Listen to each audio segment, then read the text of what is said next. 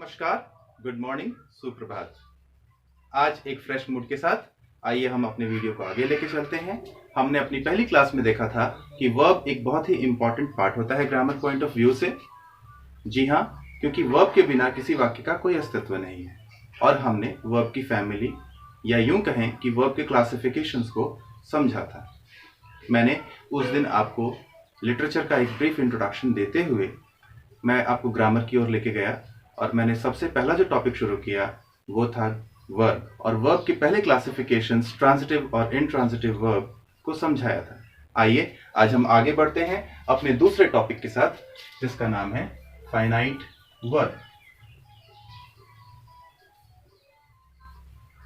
Finite verb एक ऐसा verb जो टेंस और सब्जेक्ट के बदलने पर प्रभावित होता है और अपने रूप को बदलता है, या यूं कहें कि हम इसे लेक्सिकल वर्ब भी कह सकते हैं या हम इसे main verb of the sentence भी कह सकते हैं। Yes, because according to the tense and the subject it gets changed. तो जो वर्ब अपना रूप टेंस में परिवर्तन या सब्जेक्ट में परिवर्तन के अनुसार बदलेगा उसे हम फाइनाइट वर्ब कहेंगे। फॉर एग्जाम्पल,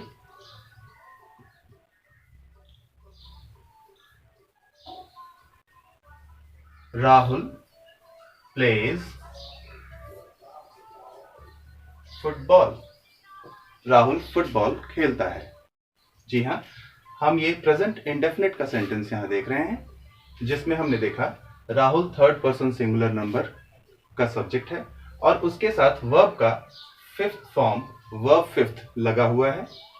वर्ब 5 में एस लगा हुआ आप यहां देख सकते हैं। अगर मैं राहुल यानी सब्जेक्ट को चेंज करके किसी दूसरे ऐसे सब्जेक्ट में बदलता हूं जो थर्ड पर्सन सिंगुलर नंबर से अलग है, तो इसका इंपैक्ट वर्ब पर भी पड़ेगा और सेम इंडेफिनिट टेंस में रहते हुए भी ये अपना फॉर्म बदल देगा। प्लेज था, अब ये हो गया play. Rahul play football. Rahul football खेलता है। आई प्ले फुटबॉल, मैं फुटबॉल खेलता हूं। लेकिन हम देख सकते हैं कि सब्जेक्ट के बदलने पर वर्ब भी बदला। आइए अब हम सब्जेक्ट को ना चेंज करके हम टेंस को बदलते हैं। ये प्रेजेंट टेंस से पास्ट टेंस में जब हम लेके जाएंगे तो कुछ इस तरीके से बदलेगा। I played football. वर्ब का सेकेंड फॉर्म यहां आ गया। मैं फुटबॉल खेला, मैंने फुटबॉल खेला, या मैं फुटबॉल खेला करता था। तो आप देख सकते हैं कि ये जो प्ले है वर्ब, ये 3 फॉर्म्स में आ गया, V5, V1 और V2। So depending upon the change which is observed either in the section of subject or in the tense of the statement, we see that this verb gets affected, which is the main form or main verb of the sentence. It gets changed.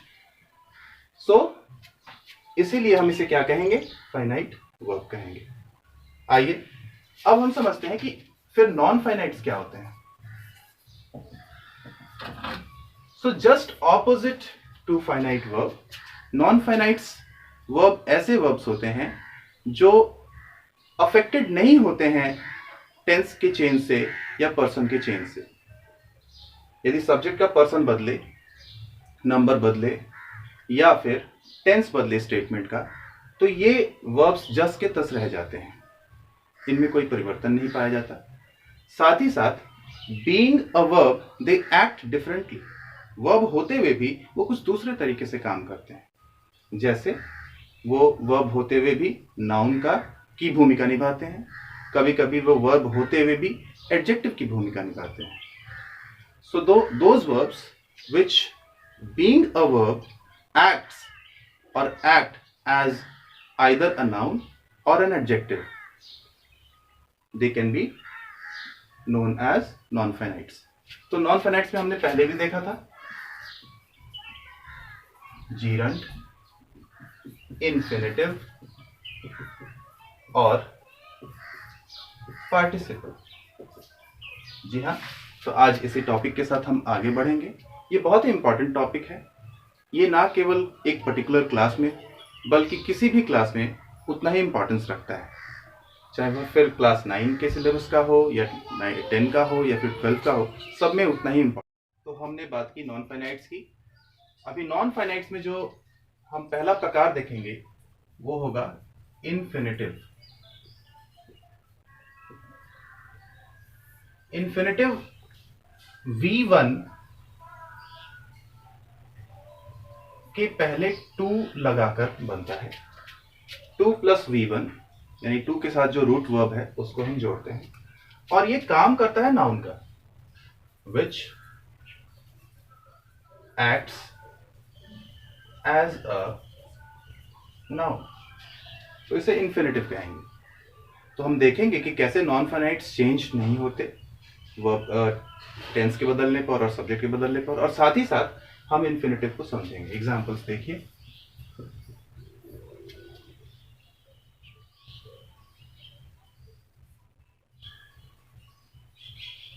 Ramesh likes to dance. Ramesh को नाचना पसंद है। रमेश को पसंद है नाचना। रमेश पसंद करता है नाचना। तो नाचना जो यहां पर है, ये भले ही डांस 2 प्लस V1 ये वर्ब का फॉर्म लगता है, लेकिन ये काम नाउन का करता है। अब ऐसा करते हैं कि जैसा हमने वहां पर फाइनाइट वर्ब में सब्जेक्ट को बदला था, यहां भी सब्जेक्ट को चेंज करते हैं। तो ये कुछ इस तरीके से बदलेगा, आई लाइक टू डांस। आप देख सकते हैं कि लाइक्स तो लाइक में बदल गया, लेकिन टू डांस जस का तस है। अब हम टेंस को चेंज करते हैं, तो ये कुछ इस तरीके से होगा। पास्ट टेंस में आई लाइक्ड टू डांस, यहां सब्जेक्ट चेंज रहा, आई का आई ही है, लेकिन टेंस बदल गया, लाइक से लाइक्ड हो गया, पास्ट टेंस में चला गया। और टू डांस यहां भी था फर्स्ट स्टेटमेंट में, सेकंड स्टेटमेंट में भी टू डांस ही था, और थर्ड स्टेटमेंट में भी हम देख सकते हैं कि टू डांस ही है। यानी ये वर्ब नहीं बदल रहा, क्योंकि जो मेन वर्ब है वो टेंस के अकॉर्डिंग और सब्जेक्ट के अकॉर्डिंग चेंज हो रहा है। So this is finite verb and this particular section can be called as non finite verb. और नॉन फाइनाइट में भी ये पर्टिकुलर टाइप है, that is called as 2 plus V1 infinitive. ये इन्फिनिटिव कहा जा सकता है। होप आप ये मेरी। दूसरा जो हमारा प्रकार होगा नॉन फाइनाइट वर्ब का, वह होगा जीरंट। जीरंट का कुछ फॉर्म ऐसा होता है कि V1 में हम ING जोड़ते हैं, या यूं कह लें कि ये वर्ब का फोर्थ फॉर्म है, V4, जिसमें ING ऑलरेडी लगा रहता है। तो रूट वर्ब में ING जोड़ा रहेगा, और ये काम जो है करेगा नाउन का, which acts as a noun। कुछ एग्जांपल्स इसके देखते हैं।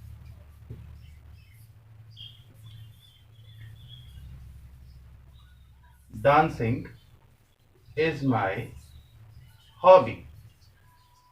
डांसिंग मेरी हॉबी है, मेरा पसंदीदा काम है।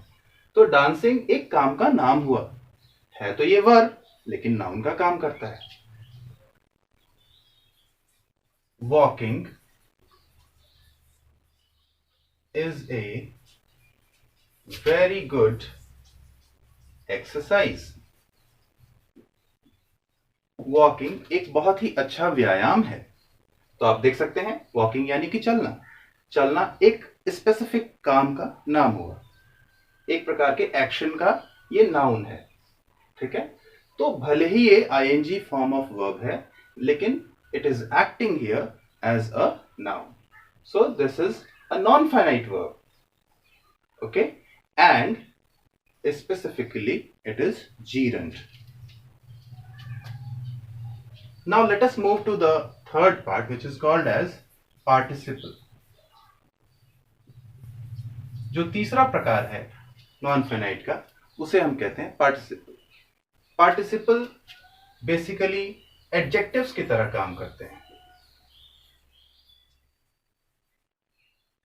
और ये 3 प्रकार के हैं।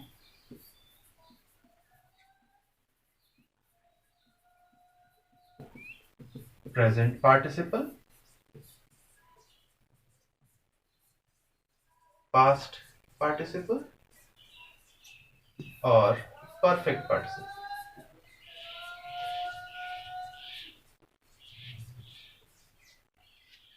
तो ये तीन प्रकार एक एक करके हम देखेंगे।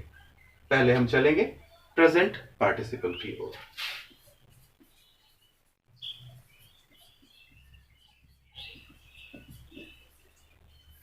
प्रेजेंट पार्टिसिपल देखने में बिल्कुल जीरंड की तरह दिखता है या V4 की तरह दिखता है। हम कह सकते हैं कि ये रूट वर्ब में ing जोड़ करके बनता है, या आप यूं कहें कि ये V4 है, वर्ब का फोर्थ फॉर्म है, जो एक्ट करता है एक एडजेक्टिव की तरह, which acts as an adjective। Examples इसके देखते हैं हम। My daughter has a dancing doll। मेरी बेटी के पास एक डांसिंग डॉल है। डॉल इज अ नाउन और उस नाउन के पहले एक वर्ड आया है जो उस नाउन को क्वालिफाई कर रहा है।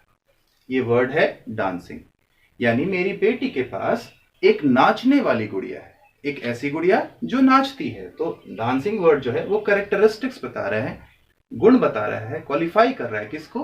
डॉल को, जो नाउन इस सेंटेंस में आया है। So here it is a verb but it acts as an adjective. और ये जो ing वाला फॉर्म है, जब ये एडजेक्टिव का काम करेगा तो हम इसे कहेंगे प्रेजेंट पार्टिसिपल। कुछ और एग्जांपल्स देखते हैं।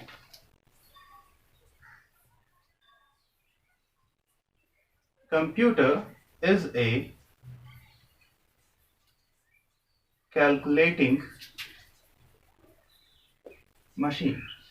Although it is not a very good definition of computer, मैं यहाँ कंप्यूटर की डेफिनेशन नहीं दे रहा हूँ। इसको मैंने जस्ट एक एग्जांपल के तौर पे लिया है, क्योंकि कंप्यूटर के तो आज यूज़ बहुत ज़्यादा हो गई है और काफ़ी सारे स्फेयर्स में कंप्यूटर को इस्तेमाल किया जाता है। लेकिन जब शुरुआत हुई थी तो शायद उसका कुछ ऐसा ही पर्पस था, कैलकुलेशन का ही था। तो computer is a calculating machine. Machine again is a noun which is being qualified by this particular word which has just arrived before it, calculating। this word calculating, this term qualifies the word machine। इस machine शब्द को ये word qualify कर रहा है, उसकी विशेषता बतला रहा है कि ये मशीन कैसी है, कंप्यूटर कैसी मशीन है। तो कैलकुलेट करने वाली मशीन है, गणना करने वाली मशीन है। कंप्यूटर एक गणना करने वाली मशीन है। इनफैक्ट कंप्यूटर का नाम संगणक होता है हिंदी में। तो संगणक यानी कि कंप्यूटर एक गणना करने वाली मशीन है। तो हम देख रहे हैं कि ये जो वर्ड है कैलकुलेटिंग, ये कैलकुलेट रूट वर्ड में ing जोड़ करके बना है तो वर्ब, लेकिन काम किसका करता है? एडजेक्टिव का करता है, इसलिए हम इसे प्रेजेंट पार्टिसिपल कहते हैं।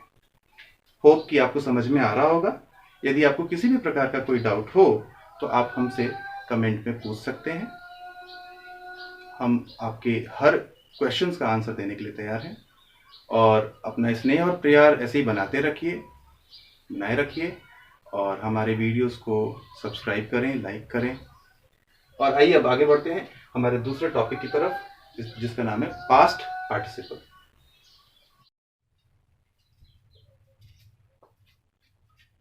तो फ्रेंड्स, जो हमारा नेक्स्ट टॉपिक है वो है पास्ट पार्टिसिपल। जैसा कि मैंने बताया, यह भी नॉन फाइनाइट का ही प्रकार है और चूंकि पार्टिसिपल है तो ये एडजेक्टिव की तरह काम करता है, लेकिन ये पास्ट फॉर्म है वर्ब का। तो ध्यान रखना है कि ये वर्ब का थर्ड फॉर्म होता है, वर्ब का पास्ट फॉर्म होता है, which acts as an adjective, जो कि एक एडजेक्टिव की तरह ही काम करेगा। जैसे प्रेजेंट पार्टिसिपल भी एडजेक्टिव का काम कर रहा था, लेकिन वो ing फॉर्म था वर्ब का, और ये पास्ट फॉर्म होगा। एग्जांपल्स देखते हैं। She has a broken bat। उसके पास एक टूटा हुआ बल्ला है या bat. Bat again is a noun, और उस नाउन को क्वालिफाई कौन करता है? ब्रोकन यहां पे कर रहा है। तो ब्रोकन यानी टूटा हुआ। Break, broke, broken. You can see this is the third form of the verb. Here it seems to be a verb, but exactly it is working as an adjective. तो इसको हम past participle कहेंगे, क्योंकि ये इस particular noun को, bat को यहां पर क्वालिफाई करता है। इस बैट की विशेषता बतला रहा है कि उसके पास एक बैट है, वो टूटा हुआ है, तो ये एडजेक्टिव हो गया। एक और एग्जांपल देखते हैं। It was a planned murder. वो मर्डर प्लान्ड था, यानी जो हत्या की गई, जो कत्ल किया गया, उसकी योजना पहले से बनी हुई थी। अगेन प्लान्ड जो है, प्लान में NED यानी कि ED जोड़ करके इसको थर्ड फॉर्म बनाया गया है, और ये काम किसका कर रहा है? एडजेक्टिव का कर रहा है। तो यह भी पास्ट पार्टिसिपल हो गया। इसका एक बहुत अच्छा एग्जांपल है, it was a planned murder. आइए बढ़ते हैं थर्ड फॉर्म की तरफ, जिसे हम कहते हैं परफेक्ट पार्टिसिपल। थर्ड जो टाइप हुआ पार्टिसिपल का, वो है परफेक्ट पार्टिसिपल।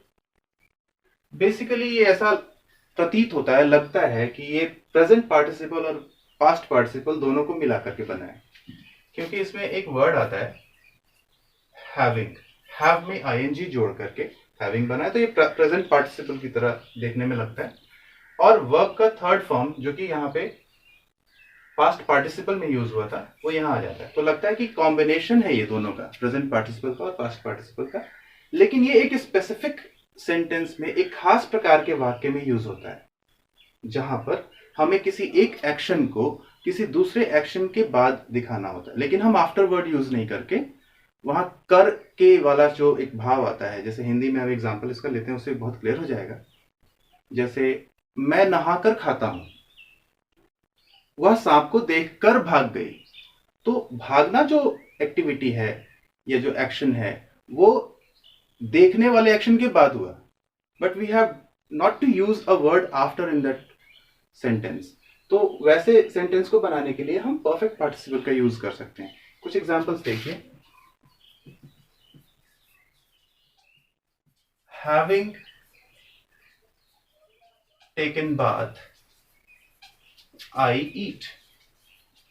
मैं नहाकर खाता हूं। मैं हैविंग टेकन मतलब हो गया, टेकन बाथ मतलब मैं नहाकर, ईट यानी खाता हूं। उसी तरह से having seen the snake she ran away. सांप को देखकर वह दूर भाग गई। तो वह दूर भाग गई, ये मेन सेंटेंस है, लेकिन ये एक्शन डिपेंड किस पे कर रहा है? सांप को देखने पर। तो जैसे ही उसने सांप देखा, वो वहां से भाग गई। ठीक है। तो कुछ लोग तर्क करते हैं कि सर इसमें तो हम आफ्टर लगा के भी बना सकते हैं। बिल्कुल बना सकते हैं, भाव वही रहेगा, लेकिन कुछ एक संरचनाएं होती हैं, कुछ प्रॉपर सिंटेक्स होते हैं, जिनको हमें फॉलो करना पड़ता है। अगर मान लीजिए कि इसमें कई सारे एक्शन साथ में आ जाएं, जैसे मैं सुबह उठकर, नहाकर, पूजा करके, अच्छे से तैयार होकर तब स्कूल जाता हूँ, इस तरह से कुछ करना हो, तो वहां पे ये हमारी बहुत हेल्प करता है। तो ये है परफेक्ट पार्टिसिपल। आशा करता हूँ आपको ये नॉन फिनाइट्स का टॉपिक अच्छे से समझ में आया होगा। अगला वीडियो हमारा लेक्सिकल वर्ब्स पर होगा।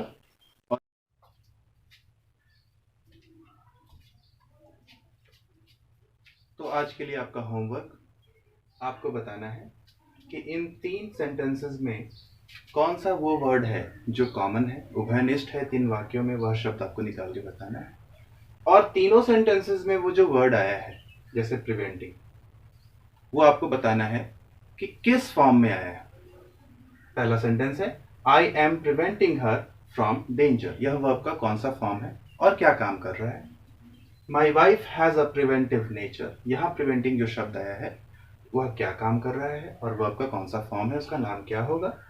And preventing is better than curing. Although इसके लिए हमारे पास एक ऑलरेडी स्टेटमेंट है, prevention is better than cure, लेकिन मैंने जान के इसको इस तरीके से बनाया है, preventing is better than curing. तो आप बताएंगे, कमेंट करके जवाब देंगे कि इन तीनों सेंटेंसेस में जो प्रिवेंटिंग वर्ड यूज हुआ है, वो किन डिफरेंट नेचर्स में यूज हुआ है, और यहाँ पर वह क्या एक्ट करता है, यहाँ पर वह कैसे एक्ट करता है, यहाँ पर वह कैसे एक्ट करता है और वर्ब का वह कौन सा फॉर्म कहलाएगा। तब तक के लिए गुड बाय। हम नेक्स्ट वीडियो जो लेके आएंगे वो होगा लेक्सिकल वर्ब पर और ऑक्सिलरीज पर। तब तक के लिए goodbye, thank you, take care.